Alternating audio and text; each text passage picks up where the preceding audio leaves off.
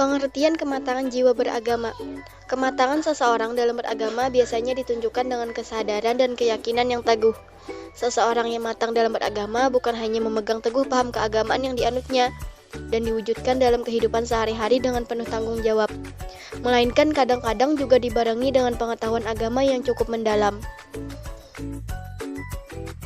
Selanjutnya, jika kematangan beragama telah ada pada diri seseorang, segala perbuatan dan tingkah laku keagamannya senantiasa dipertimbangkan betul-betul dan dibina atas rasa tanggung jawab, bukan atas dasar peniruan dan sekedar ikut-ikutan saja.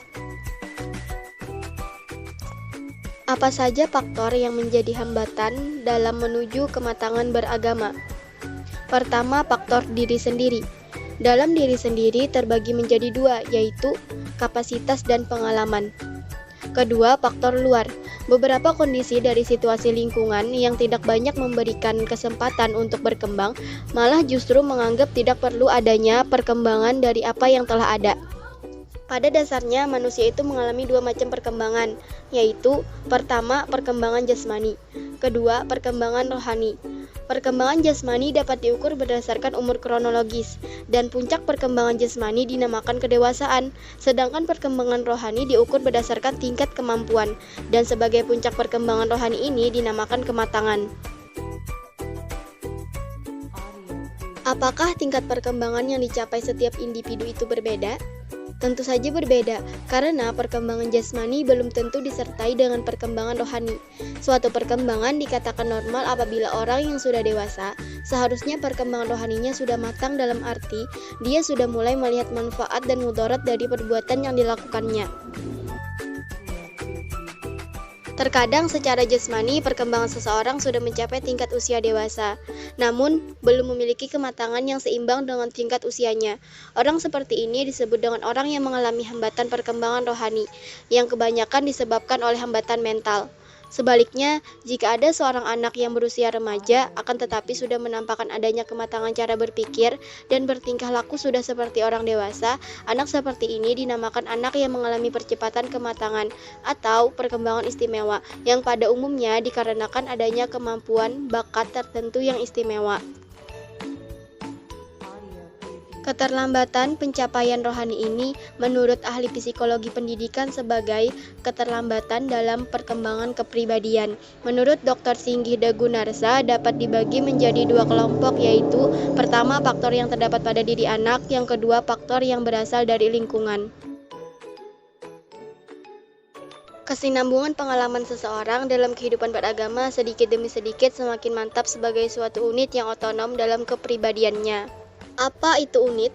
Unit itu merupakan suatu organisasi yang disebut kesadaran beragama sebagai hasil peranan fungsi kejiwaan, terutama motivasi, emosi, dan inteligensi. Motivasi berfungsi sebagai daya penggerak mengarahkan kehidupan mental. Emosi berfungsi melandasi dan mewarnainya, dan inteligensi yang berfungsi mengorganisasikan dan memberi pola. Apa itu kesadaran beragama? Kesadaran beragama merupakan dasar dan arah kesiapan seseorang mengadakan tanggapan, reaksi, pengolahan, dan penyesuaian diri di dunia luar. Semua tingkah laku dalam kehidupannya seperti berpolitik, berekonomi, berkeluarga, bertani, berdagang, dan sebagainya diwarnai oleh sistem kesadaran beragama. Kesadaran beragama ini tidak hanya melandasi tingkah laku yang tampak saja, tetapi juga mewarnai sikap, pemikiran, etikat, niat, dan lain sebagainya. Menurut G.W. Alford, bahwa karakteristik orang yang telah matang kesadaran beragamanya apabila telah memiliki 6 ciri khusus, yaitu diferensiasi yang baik, motivasi kehidupan beragama yang dinamis, pelaksanaan ajaran agama secara konsisten dan produktif, pandangan hidup yang komprehensif, pandangan hidup yang integral, semangat pencarian dan pengabdian kepada Tuhan.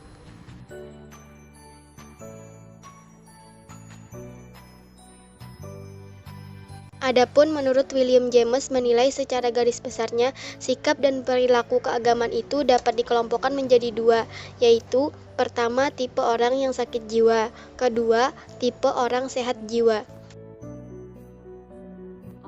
Tipe orang yang sakit jiwa ada dua faktor, yaitu pertama, faktor intern, meliputi temperamen, gangguan jiwa, konflik, dan keraguan, jauh dari Tuhan. Kedua, faktor ekstern, meliputi musibah dan kejahatan.